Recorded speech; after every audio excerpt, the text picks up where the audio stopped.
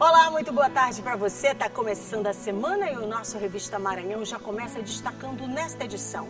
Você acompanha no programa de hoje, vai entender um pouco mais de como é que está sendo trabalhada essa questão da formação cidadã dentro das escolas, principalmente quando o assunto é direito e dever. Aqui no estúdio a gente vai bater um papo para conhecer uma cartilha que tem ajudado a toda essa turminha na compreensão de cada um desses papéis. E tem ainda uma nova lei fortalecendo a proteção de crianças e adolescentes no âmbito digital. E você também vai acompanhar por aqui que oficinas de defesa pessoal estão ajudando mulheres a se proteger e ganhar muito mais confiança. E ainda uma operação reforçando a segurança e reduzindo o número de afogamentos nas praias da capital. É muito assunto, né? Tá começando, é a sua revista de toda segunda-feira.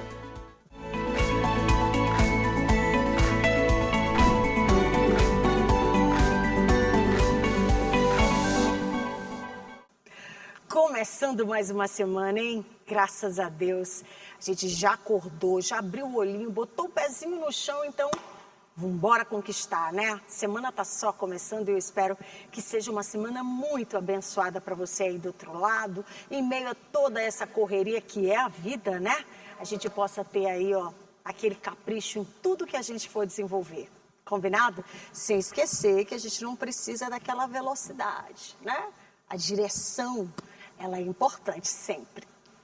E vamos começar falando sobre direitos humanos, mas dentro da escola, né? Muita gente nem sabe direito mais ou menos como é que está sendo hoje em dia, mas a gente precisa, inclusive, entender para poder explicar até dentro de casa, né? Mais do que conteúdo, esse ambiente escolar, ele tem um papel fundamental na formação, né, desses nossos cidadãos, sejam eles os alunos, sejam eles, né, essa comunidade escolar que nós temos. E é necessário entender que é preciso esse ensino e, na prática, viu, ter um equilíbrio entre direitos e deveres e respeitando, inclusive, essa convivência em sociedade. O debate sobre o ensino de direitos humanos nas escolas voltou ao centro das discussões no país. Em meio ao aumento de casos de violência, desrespeito e bullying no ambiente escolar, cresce também a necessidade de formar não apenas alunos, mas cidadãos conscientes dos seus direitos e deveres. Trabalhar direitos humanos dentro da escola vai muito além da teoria. É aqui, no dia a dia, na convivência entre alunos, professores e toda a comunidade escolar, que valores como respeito, empatia e responsabilidade começam a ser construídos. E quanto mais cedo esse aprendizado acontece, maiores são as chances de formar uma sociedade mais justa e consciente. Nesta escola, em São Luís, o tema faz parte da rotina pedagógica. Em sala de aula, o aprendizado vai além das disciplinas tradicionais e abre espaço para o diálogo, o respeito, as diferenças e a construção de valores. Hoje na escola nós temos um projeto que trabalha com a escuta ativa, em que qualquer aluno que passe por uma situação, por exemplo, de bullying, que é um dos temas que a gente aborda dentro do contexto dos direitos humanos na escola, ele deve sinalizar e aí a gente vai tomando as medidas, né, cabíveis. São temas que são temas transversais também que a gente acaba trabalhando em sala de aula. E os alunos acabam se comprometendo bastante, porque desde o ensino fundamental menor, depois do ensino fundamental maior até o ensino médio, a gente vai vivenciando vários temas, a exemplo do bullying, cyberbullying ou outros que a gente acaba discutindo. Dados recentes do Brasil Escola mostram que em 10 anos os casos de violência nas escolas mais que triplicaram no Brasil. Só em 2023, mais de 50 mil violações de direitos foram registrados dentro do ambiente escolar. O bullying já atinge quase metade dos estudantes. Diante desse cenário, iniciativas que incentivam a formação para a cidadania, valorização da diversidade, promoção de valores éticos, reforço democrático e educação contínua ganham ainda mais relevância. Quem vive essa experiência na prática percebe os resultados. A escola é um lugar de formação humana, então ver os direitos humanos em sala, tanto no que tange a socialização do aluno, quanto à própria formação e conhecimento dos seus próprios direitos é muito importante para a formação de um cidadão do mundo. A gente aprende muito a respeitar todos os indivíduos, a conviver muito bem em sociedade, a gente aprende a respeitar as diferenças, tanto na religião como raça e gênero também, e é muito abordado isso em sala, sobre como acontece no dia a dia em relação ao bullying, ao preconceito, por alguma deficiência física também. Então é de extrema importância a gente trabalhar isso em sala e no dia a dia também. E vejam como é importante a abordagem desse tema, isso porque os direitos humanos dentro da sala de aula é extremamente importante para que a gente possa perceber qual que é o papel, né, da escola na formação cidadã desses alunos. Bom, tem até um projeto de lei do senador Romário Faria que reacende esse debate sobre o tema, inclusive em todo o país, tá? Aqui no Maranhão a gente também traz essa temática, né? Porque existe uma iniciativa, inclusive nessa direção, né, da educação, e tem, claro, levado aí esse assunto de forma muito acessível para os estudantes da rede pública. Por isso eu converso agora com o doutor Cristiano Sardinha, ele é doutor em Direito Constitucional e também é tabelião, e a gente vai bater esse papo exatamente sobre esses direitos que estão sendo, né, trabalhados dentro de sala de aula e qual que é o impacto disso na formação dessas novas gerações. Seja muito bem-vindo com a gente, doutor. Agradeço muito pelo convite, que é uma satisfação estar aqui no seu programa, conversarmos com todos os telespectadores sobre esse tema que é tão relevante, a questão dos direitos humanos.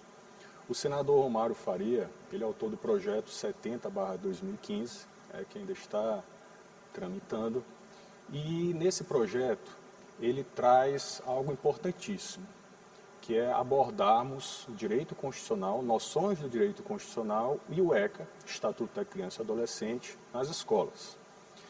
Isso é de fundamental importância, porque é necessário que esses jovens, que esses adolescentes tenham noção não apenas dos seus direitos, mas também dos seus deveres. Isso tem a ver com o exercício da cidadania consciente, com a noção de que todas as pessoas merecem respeito, independente de ideologia, de gênero, posição política. Enfim, os direitos humanos são universais. Sendo universais, toda e qualquer pessoa é detentora desses direitos.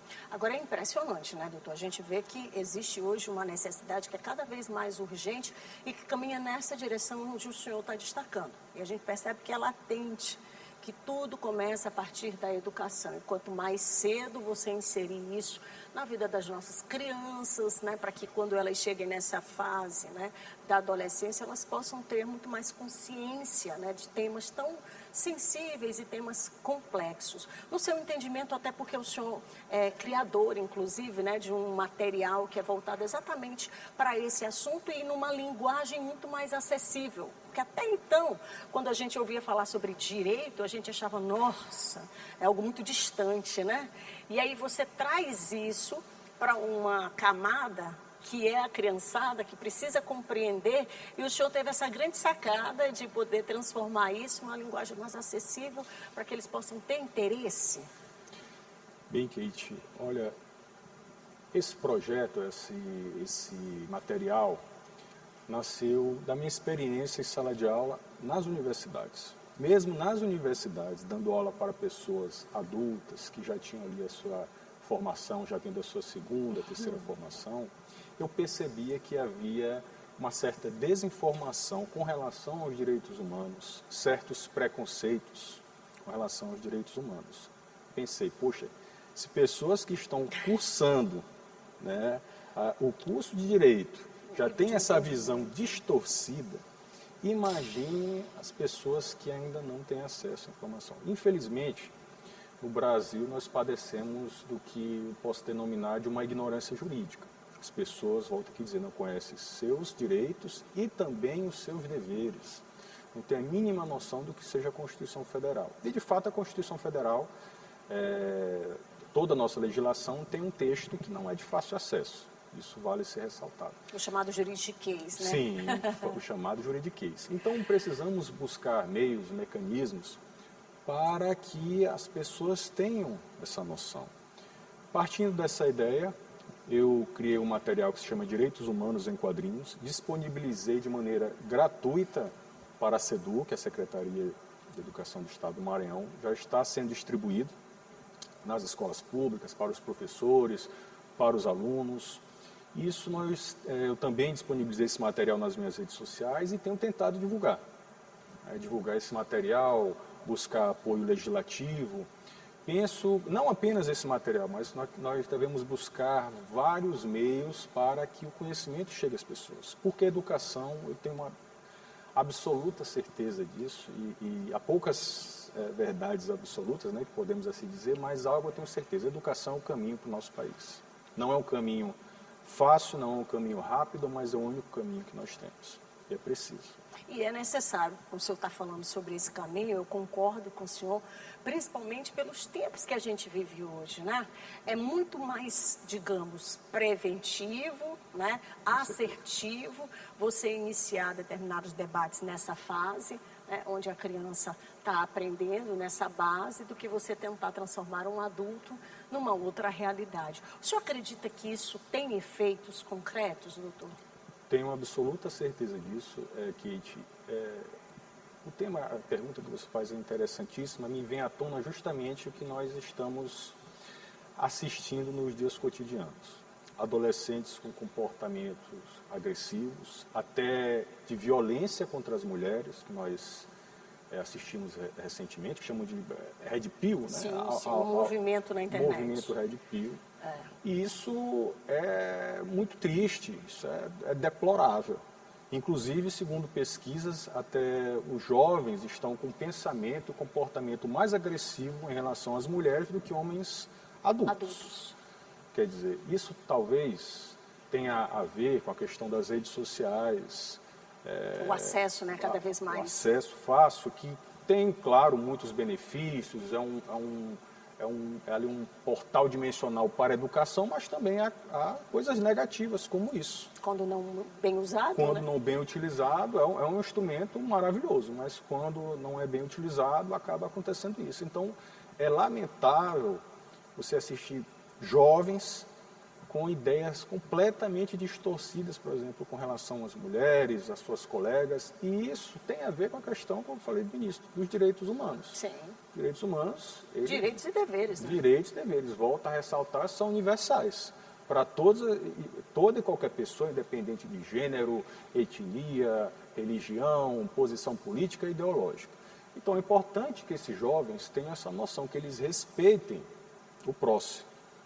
Que eles tenham ali consciência de que tem o dever de respeitar o direito, a dignidade e a liberdade do próximo. E é um assunto que é tão amplo, né, que a gente poderia ficar aqui um tempão falando sobre esse tema. Mas o senhor, eu acho que o ponto principal é que realmente isso, é provocar a sociedade para que ela busque esse conhecimento. Esse material que o senhor traz para a gente é tão importante porque é um material que agora é público, disponibilizado para toda a rede de educação. O Maranhão, eu costumo dizer que é um estado territorialmente gigantesco, né, onde todos os assuntos de relevância precisam chegar de forma, né, igualitária, e esse tema é extremamente importante. Eu queria muito que o senhor pudesse, para quem está em casa, para os pais, porque a gente está no horário que é o horário de almoço, eu sei que todo mundo se reúne para almoçar junto em casa, e esse material pudesse ser também, de alguma forma, acessado por essas famílias. Olha, esse material está sendo distribuído pela SEDUC, no site da SEDUC, num site específico onde ele disponibiliza alguns materiais. Esse material também, e foi aprovado, vale aqui ser ressaltado, houve uma análise da comissão da SEDUC que aprovou o material, verificou que esse material é pertinente para jovens, né? Para esse público. Esse material também está disponível nas minhas redes sociais, Cristiano Sardinha, Instagram. Vou colocar aqui, deixar disponibilizado aqui o arroba dele. O próprio link é o primeiro material que está lá, está em PDF, gratuito, basta a pessoa entrar, não precisa cadastrar, não precisa botar nome, CPF, telefone, nada. É só entrar e baixar o PDF e aproveitar o material e ler. Consumir. Consumir. Distribua para os seus filhos, inclusive vale ser ressaltado. Esse material tem a arte do Nilson Freire, que ele é um grande artista, ele desenha para a Marvel, então ele fez revistas para os Estados Unidos. Eu roteirizei, mas desenhar não é comigo. Então ele cuidou dessa parte, né, para que fique algo atrativo. Muito bem, doutor. Eu queria deixar o espaço aberto para que o senhor voltasse com a gente, né, para trazer outros temas que são tão relevantes quanto esse. Eu que agradeço muito pela oportunidade e foi uma conversa maravilhosa. Foi rápido e com certeza ficaria muito mais tempo conversando sobre um assunto tão interessante. Agradecer mais uma vez pela participação do doutor Cristiano. A gente sabe que a agenda é intensa, mas conseguimos aí, num dia desses aqui da semana, conversar com ele. Eu fiz questão de trazer esse bate-papo para vocês, principalmente com essa cartilha, que ela precisa ser propagada muito mais aí pelo interior do Maranhão, né? E ainda falando sobre crianças e adolescentes, fala da atualização do Estatuto da Criança e do Adolescente, que está voltado a esse ambiente virtual, né? Que é o chamado ECA Digital e que estabelece regras mais rígidas para poder proteger os menores nas redes sociais e também responsabilizar plataformas por conteúdos que sejam considerados nocivos. Em março de 2026, entrou em vigor o chamado ECA Digital, uma atualização do Estatuto da Criança e do Adolescente voltada para o ambiente virtual. A nova legislação traz regras mais rígidas para proteger menores de idade nas redes sociais, aplicativos e plataformas digitais. A lei ela tem um escopo grande, mas ela visa necessariamente a proteção da criança e do adolescente. Não é para tirar a criança e do adolescente da internet, mas sim para fazer com que a utilização daquela criança e do adolescente dos ambientes digitais seja uma utilização segura, uma utilização longe de influências externas, de abusos em potencial ou de outras questões e conteúdos que são inapropriados para menores de idade. A medida surge diante do aumento de casos envolvendo exposição indevida, acesso a conteúdos impróprios e uso irregular de dados pessoais de crianças e adolescentes. Entre as principais mudanças estão a verificação de idade mais rigorosa, o fortalecimento do controle parental e a responsabilização das plataformas por conteúdos nocivos. Com a entrada da lei em vigor, o Ministério Público passa a ter um papel estratégico na fiscalização do cumprimento da lei. O órgão atua na apuração de denúncias, no acompanhamento de casos envolvendo violações de direitos no ambiente virtual e na cobrança de medidas por parte das plataformas e responsáveis legais. O Ministério Público ele é garantidor dos direitos de criança e adolescente. No ambiente digital, o Ministério Público também vai exercer essa função, recebendo a comunicação de fatos que são violadores ao direito, a exemplo dos conteúdos que são inadequados, condutas que representam crimes contra a criança e do adolescente. Segundo a psicóloga Ianca Maia, o ambiente digital pode impactar diretamente no desenvolvimento emocional e social das crianças, principalmente quando não há orientação adequada. O desenvolvimento infanto-juvenil está sendo construído através de uma tela. Então, o cuidado holístico de uma criança, o cuidado integral de uma criança vai muito além do que impor um limite no tempo de tela. É estar presente, é ter uma parentalidade ativa. E olha, a gente sabe que é importante, né? Essa política pública que seja muito mais efetivada, que tenha muito mais atenção, mas essa mesma atenção é necessário que a gente tenha em casa, né? Essa conversa de celular, de não poder pegar, de estar com senha, muito cuidado com isso. Afinal de contas, você é o adulto e você precisa proteger a sua criança e o seu adolescente, não é? Vou para o intervalo rapidinho e na volta a gente traz uma operação reforçando a segurança e reduzindo também o número de afogamentos nas praias aqui da capital. É um instante só, não quero que você saia daí não, viu? Eu volto já já.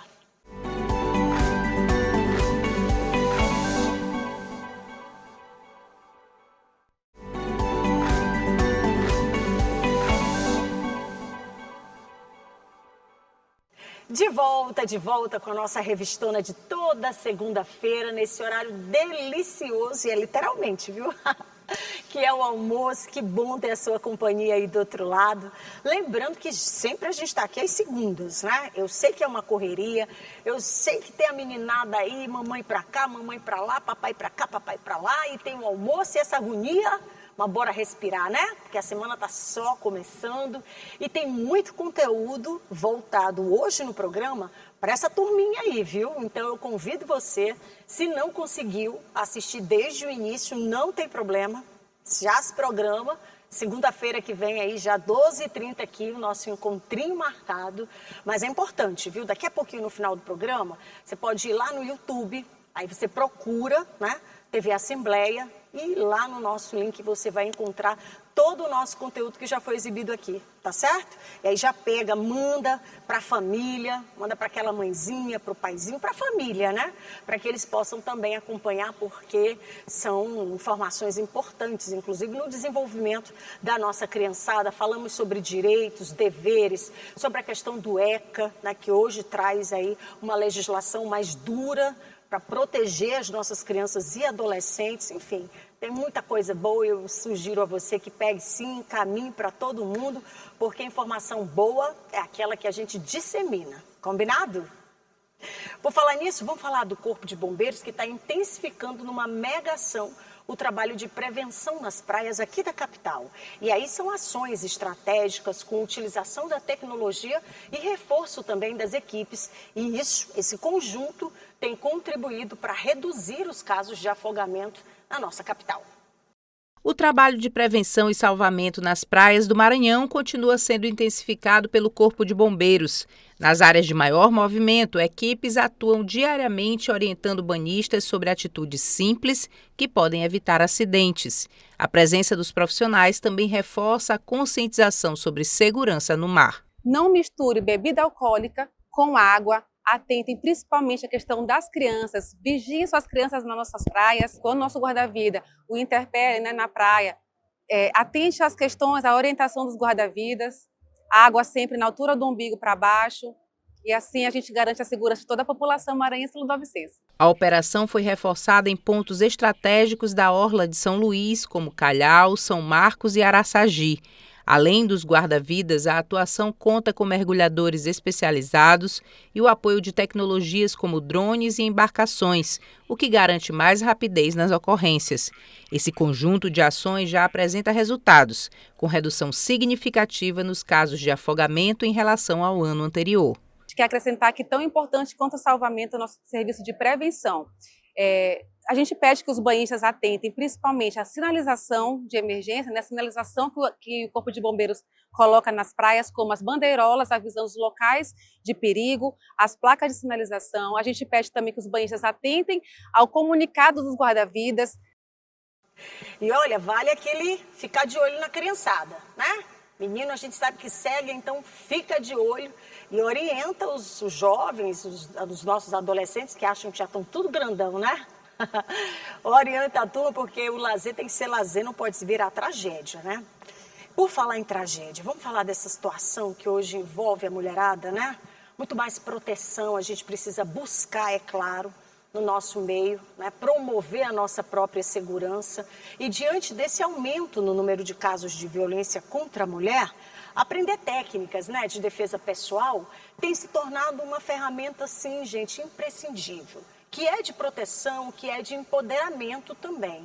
E aqui na capital, oficinas têm ensinado, assim, golpes simples, proteção, como se defender, inclusive para fortalecer, né, essa autoconfiança feminina.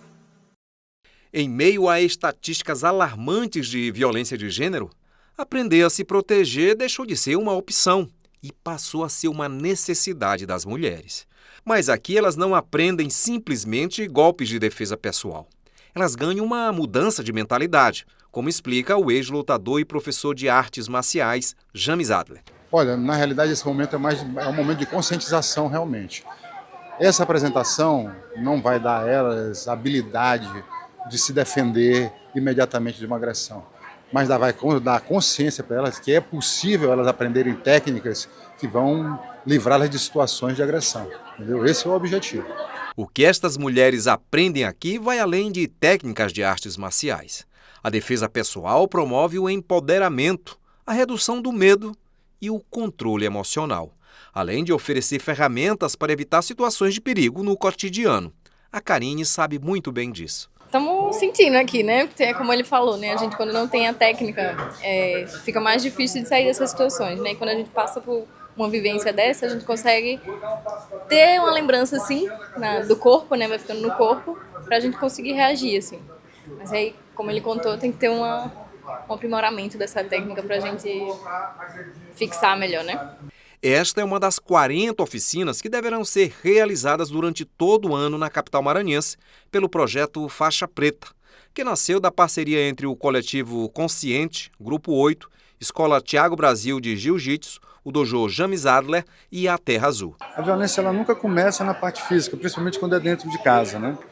E com essa oficina prática também de abordagens aí sim, na rua, ou de situações também que podem acontecer em casa, uma esganadura e tudo, e tentar ajudar as mulheres a ter um pouco mais de conhecimento para se livrar de situações que às vezes elas são submetidas, situações tão adversas, né? Tão absurdas.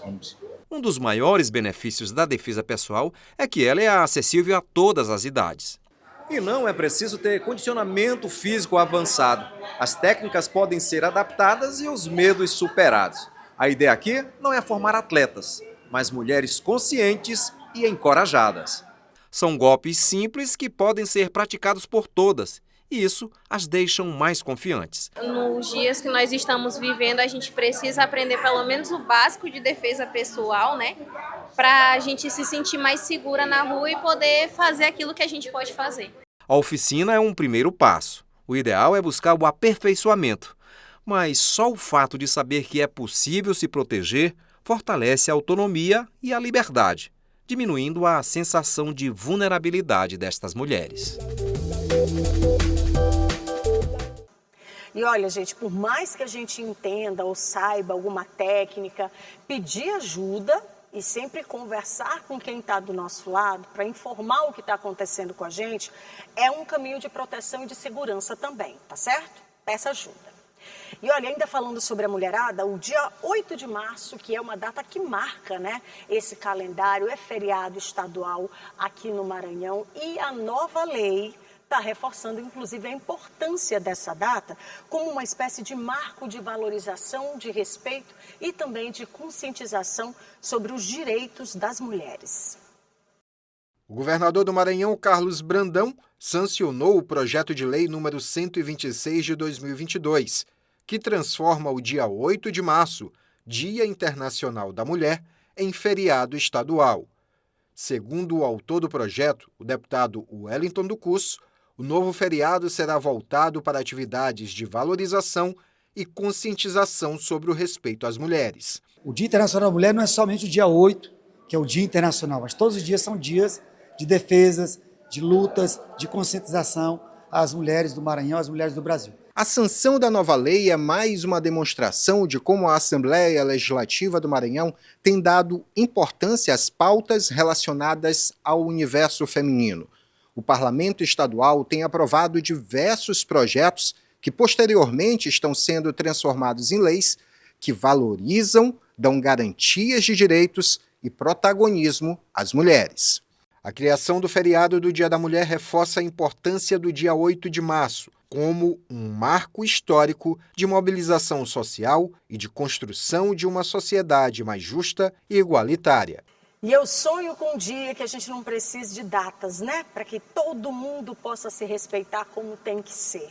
E eu espero que isso aconteça, inclusive porque passa por todos nós, passa pelo nosso núcleo principal, que é o da família, para que a gente gere dentro de casa essa educação, né? Que precisa ser mútua.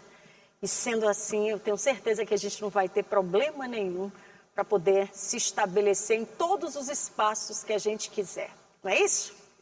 Olha, eu vou me despedindo, desejando que você tenha assim, uma semana abençoada, protegida, que seja em paz também. Combinado? E fazendo os movimentos que a gente sabe que tem que fazer para poder conquistar aquilo que você botou no papel, precisa tirar do papel. Tá certo?